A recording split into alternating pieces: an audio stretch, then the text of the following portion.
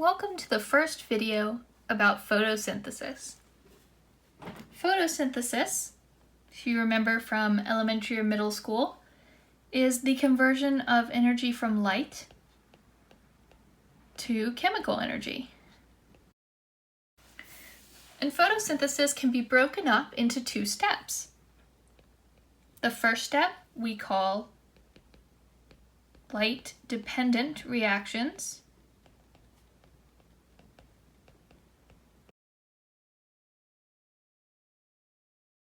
And the second step, or our phase 2, if you will, call that the light-independent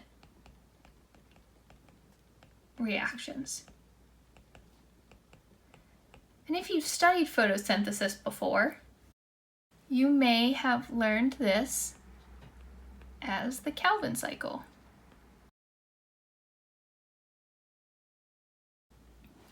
And photosynthesis, it's important to remember, takes place in an organelle called the chloroplast. And just for reference, here's our plant cell. I drew the cell wall. Inside is the cell membrane, like that, and our chloroplast is one of our organelles. The CO2 that plants take in needs to get to those chloroplasts. Let's get a little bit more in depth about chloroplast structure. We know that chloroplasts are membrane-bound organelles, and like the mitochondria, they actually have two layers of membrane, an inner and an outer membrane. Inside a chloroplast are stacks of these flattened pancake things.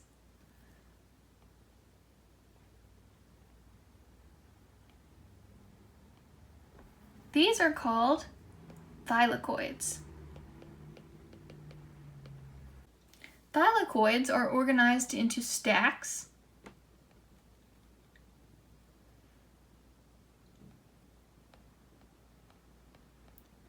one of those is called a granum, but if you have multiple stacks, you say grana. And these stacks are actually connected by something that looks a little bit like endoplasmic reticulum. So one of these stacks of thylakoids we call granum. Two of these together, now we have grana. And essentially, we can consider grana as my botany professor preferred to say, stacks of sacks. That's one that's hard to get out of your head. So, the first stages of photosynthesis are those light-dependent reactions. Those reactions occur at the thylakoid. The second phase are those light-independent reactions, or the Calvin cycle. That occurs in the space of the chloroplast outside of those grana. That area is called the stroma. If we consider the chloroplast its own cell, the stroma would be like the cytoplasm of the cell. So I'm going to draw my chloroplast again, this time with only one granum, so only one stack of sacs. And then over here, I'm going to say this is some open area of a stroma, and I'm going to say this is where the Calvin cycle takes place. So I'm going to do a very, very simplified version of photosynthesis.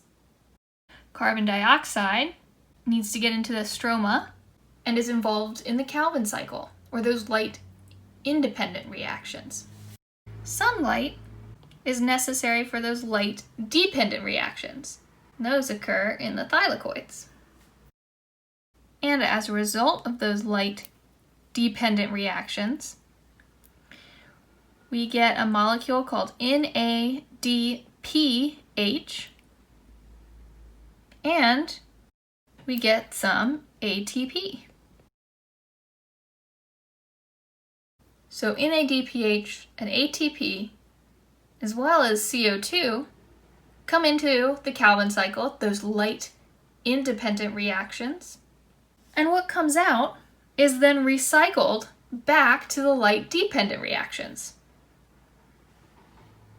So what we get out of the Calvin cycle, which is NADP+, we're missing that hydrogen ion with its electron, leaving a positive charge. So NADP+ is recycled back to the light dependent reaction, along with split ATP, which has become ADP and a phosphate group. Again, all of this is happening at the chloroplast. And so this is a very basic outline of photosynthesis. So over here, we say that we have light dependent reactions. And over here, we say that we have light independent reactions. So if we wanted to write this out as an equation, we have 6 molecules of CO2 coming in there. We have some water that's available inside of our chloroplast, so we can say plus 6 H2O. Those two things together, plus light energy, so I'm going to write light over the arrow. What we get out of photosynthesis, remember, is the food for the plants, which is glucose. C6H12O6. That's going to be an important thing to memorize. You can't escape glucose. And you also end up with oxygen. That is why we need plants so badly.